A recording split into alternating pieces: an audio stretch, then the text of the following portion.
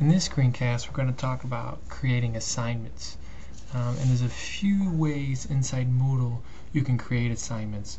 You have the option of creating an offline assignment, which we'll talk about. You have an option of creating a single upload assignment or a single file to upload assignment, or you have the option of an advanced uploading of files assignment. They all three kind of offer similar uses and functions, but some major and subtle differences as well. Some of the settings remain the same, but some of them are different. So for this one, we're going to focus on offline, or the idea of uploading or an offline assignment.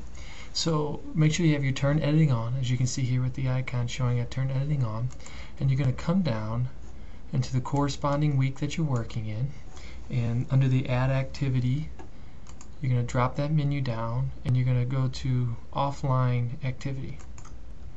Okay, now what an offline activity is, it's just a matter of being able to relay to the students an assignment, meaning that you're going to collect it or grade it some other way, and that it may be housed in the gradebook in Moodle, but it's not going to be graded in Moodle, or you're not going to collect it in Moodle. So for an on-ground class, this may be a way to relay information to students. For an online class, you probably won't use these very often, but it's pretty straightforward directions on how to set them up. You want to make sure that you give an assignment name here at the top. It's mandatory. Now inside this next box, I'm going to move your screen down a little bit, it's the description box down in here. I would highly suggest matching this up with what you have on the syllabus. I think that would be the best practice for this particular action. So that way the wording is similar or exact to what you have in the syllabus and familiar to the students. But you want the description to be as detailed as possible, because remember, the assignment's going to be done outside of Moodle and collected outside of Moodle, and so this description is going to detail to the students exactly what they need to do. And if we scroll down, your first option here then is you have grade, and by entering the grade, it would mean that you're dropping it in the gradebook, that it'll hold the place for it in the gradebook so that later you can add it to it. Not that you're going to grade it in Moodle or that Moodle will grade it. Okay, it just means that there will be a spot for it in the gradebook. The available date and the due date, and notice here to the right of that there's a disable. So by clicking on it, it turns those off. So if it's just kind of left open, or you haven't decided yet, or you're going to come back to it, you can do that. Another option is to prevent late submission. If you're going to allow late submissions or accept them, you'd hit yes, no. Really, with something like this, since it's going to be done more in person and not collected through Moodle, that's not needed as much.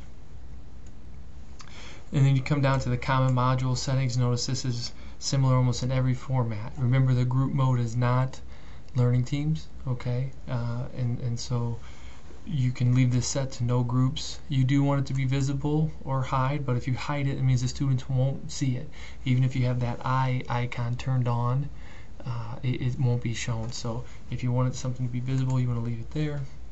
And the ID number, it has to deal with how to categorize more an advanced setting for the gradebook.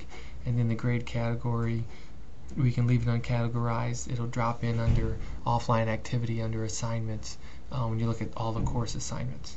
And then you want to make sure that you hit save and return to course. It's not going to do anything because I didn't enter name, so let's enter that name.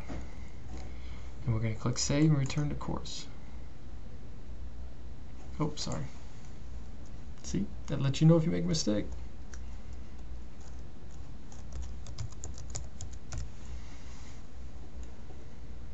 Try that again.